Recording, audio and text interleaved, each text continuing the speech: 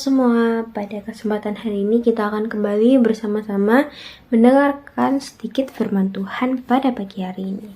Nah, sebelum kita masuk ke dalam renungan ini, marilah kita bersatu di dalam doa agar kita dapat mendengarkan firman ini dengan baik. Mari kita bersatu dalam doa. Ya Allah Bapa yang Maha Pengasih Maha Penyayang, terima kasih Tuhan untuk berkat-Mu pada pagi hari ini Tuhan. Kami dapat dikumpulkan kembali walaupun hanya lewat media sosial Tuhan ataupun video ini ya Tuhan. Tolong Tuhan, kiranya apa yang akan saya sampaikan pada renungan pagi hari ini dapat memberkati teman-teman yang mendengarkan Tuhan. Terlebih lagi saya akan menyampaikan juga ya Tuhan. Dan Tuhan tolong kiranya buka telinga mereka, buka hati mereka agar mereka dapat mendengarkan dan menerima firman-Mu dengan baik ya Tuhan. Dan Tuhan tolong berikan kami sikap yang baik dalam mendengarkan ya Tuhan. Dalam nama Tuhan Yesus kami sudah berdoa dan mengucap syukur. Haleluya, amin. Nah teman-teman, untuk tema renungan pagi pada hari ini adalah bijak dalam apa? Ayo, bijak dalam menghadapi tantangan. Nah, kenapa sih aku bawain tema tentang ini gitu ya? Jadi kita coba buka dan baca dulu di kitab Keluaran pasal yang ke-15 ayat yang ke-22 hingga yang ke-24. Tapi nanti aku mau ngasih satu ayat yang kayak, oh ini loh kenapa bisa ada tema ini. Nah gitu. Jadi aku bacain dulu ya. Yang Keluaran 15 pasal, ya Pak, Keluaran pasal 15 ayat yang ke-22 hingga yang ke-24 dengan perikop di Mara dan di Elik. Ayat 22. Musa menyuruh orang Israel berangkat dari Laut Teberau, lalu mereka pergi ke padang gurun Syur. 3 hari lamanya, mereka berjalan di padang gurun itu dengan tidak mendapat air. Sampailah mereka ke Mara, tetapi mereka tidak dapat meminum air yang di Mara itu, karena pahit rasanya. Itulah sebabnya dinamai orang tempat itu Mara. Lalu bersungut-sungutlah bangsa itu kepada Musa.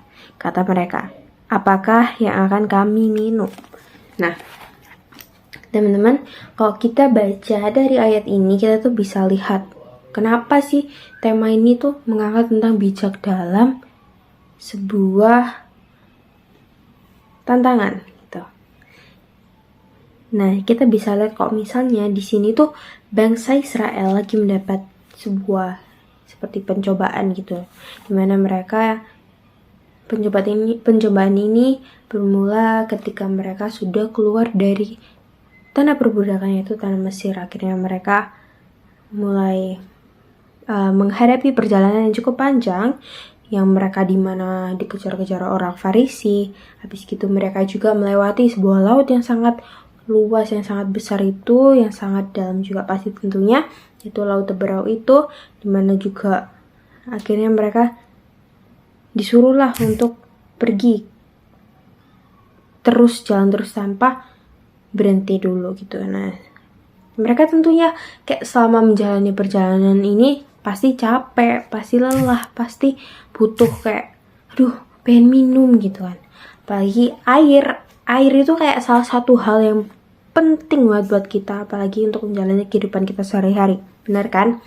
Nah, kalau misalnya kita juga nggak ada air, kita nggak bisa ngapa-ngapain, karena sama aja kita bisa kena dehidrasi gitu kan. Dehidrasi itu pasti juga nggak enak, apalagi bisa bikin nanti kita saat melanjutkan perjalanan, kita mungkin bisa mati kekeringan atau mati terasa nggak enak gitu loh di lehernya kita gitu. Nah, maka dari itu, kenapa ada satu kalimat yaitu bijak. Kenapa harus ada kata bijak dalam menghadapi tantangan? Padahal kita kalau menghadapi tantangan pun kayak bisa langsung, ya udah sih terserah kita, yang penting kita hadapi aja dulu gitu kan.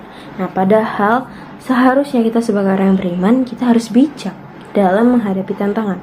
Karena kalau misalnya kita melakukan sesuatu tanpa memikirkan hal itu baik atau tidaknya, ada suatu dampak yang positif atau buruknya, kalau kita nggak tahu tentang itu, nah itu yang akan menjadi awal permulaan permasalahan dalam kehidupan kita, karena kita bukan memikirkan tentang yang jauh-jauh ke depannya, cuman kita memikirkan hal yang paling dekatnya gitu. Nah, seharusnya kita itu jadi orang yang bijak dalam menghadapi tantangan. Kenapa kayak gitu tuh teman-teman? Karena di sini ayat ini pun, di ayat ke-26 ini menyatakan kok misalnya firman-Nya, jika kamu sungguh-sungguh mendengarkan suara Tuhan Allahmu dan melakukan apa yang benar di matanya dan memasang telingamu kepada perintah-perintahnya dan tetap mengikuti segala ketetapannya, maka aku tidak akan menimpakan kepadamu penyakit manapun yang telah kutimpakan kepada orang Mesir. Sebab aku Tuhanlah yang menyembuhkan engkau. Nah, kenapa? Dari ayat ini tuh kita bisa lihat kalau misalnya kita tuh harus bijak dalam tantangan. Karena di sini kita bisa lihat kalau misalnya Tuhan Allah kita yang akan selalu menyertai kehidupan kita, dan Ia adalah satu-satunya Tuhan yang akan menolong kita, di mana entah itu dalam tindak perbuatan kita atau sebuah hal yang kita pikirkan gitu juga. Karena kalau misalnya kita nggak bijak, kita pasti tentunya jauh dari Tuhan. Karena orang yang kurang bijak mungkin dia lebih mementingkan kehidupannya sendiri dan tidak bisa mementingkan untuk kedepannya bagaimana dan mikirkan jangka pendeknya saja gitu. Nah, kenapa sih akhirnya kita ambil dari ayat ini tuh? Karena di sini kita juga bisa lihat kalau misalnya kita harus belajar seperti Musa, di mana kita perlu berserah kepada Tuhan saat kita bukan saat kita menghadapi tantangan aja, tapi dalam segala hal. Karena kita melalui doa, kita itu berkomunikasi dengan Tuhan secara intim. Karena di situ kita bisa meluapkan segala hal yang kita perlukan, yang kita butuhkan, yang akan kita hadapi, yang kita bergumulkan, apapun itu.